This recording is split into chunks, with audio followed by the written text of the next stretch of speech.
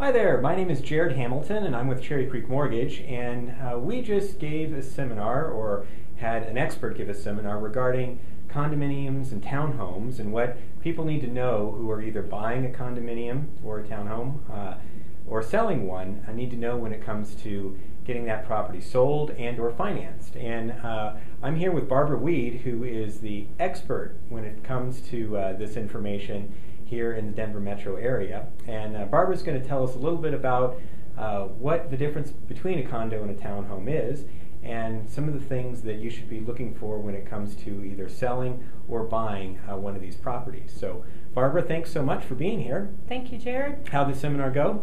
I think it went well. Yeah, we got a lot of really good feedback. Yes. As I pointed out in the seminar, though, one of the most important things I think dealing with this as an owner or a buyer or a seller is to know for sure what you really own. Do you own what is a condominium or what everyone calls a townhome? What do you have really, and how do you determine? And in a condominium, if yours is legally what is called a condominium, there are additional items and requirements that have to be met.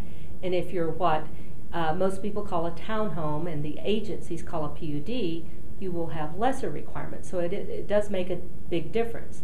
And the basic definition to go back to is that in a condominium, you typically only own airspace of your unit within the walls and floors and ceilings, and then an undivided interest in everything else, the building, the land. And in a townhome type of unit that the agencies call a planned unit development or a PUD, you do own at least your own land. It may only be the land underneath the footprint of your townhome style unit, and then as soon as you step out the door, you're on common areas deeded to and owned by the HOA. So typically a condominium would be a unit and building legal description, and a PUD would typically be a lot and block, and then you would be the easier type of situation called a PUD.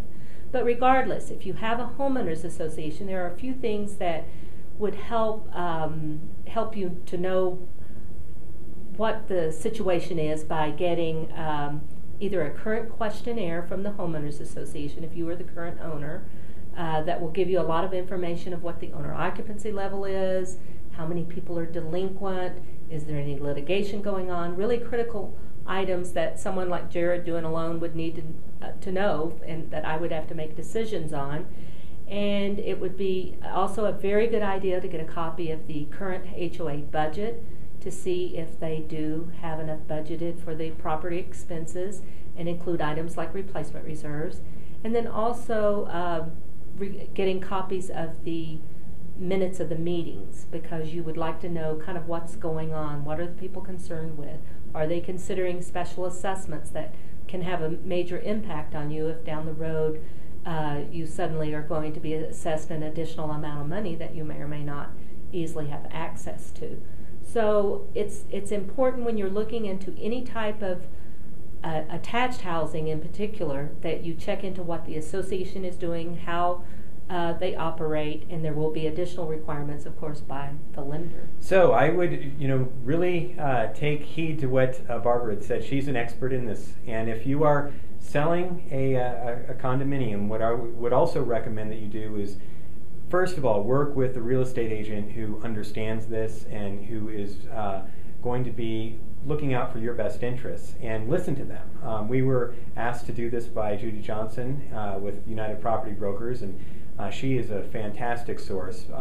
But really listen to your real estate agent. If you're selling a condominium, I would recommend that you actually get and have to pay the fee if your homeowners association charges this. Get the information up front in regards to the budget, getting those minutes, the homeowners CC&Rs, all the things that a seller would in essence need, so that way you can have your real estate agent look at it and make sure you don't try to sell a home that is going to have problems with financing. And if you're a buyer, again, get a knowledgeable real estate agent and make sure that you listen to that agent, and that agent is doing some of the upfront work in order to make sure that when you write that offer that it's going to be a home that you can actually finance. So if you're thinking of buying or selling a home, one of the most important first steps that you can take is to also get credit approved. So if you'd like to get credit approved, please feel free to give us a call here at Cherry Creek Mortgage. You can ask for me, Jared Hamilton, and my direct line is 303-331-4343. Again, 303-331-4343. There's absolutely no cost or obligation to getting credit approved and to talking with someone like me. So we'd be happy to hear from you, and we'd be happy to answer any questions that you might have. Thank you. Thank you.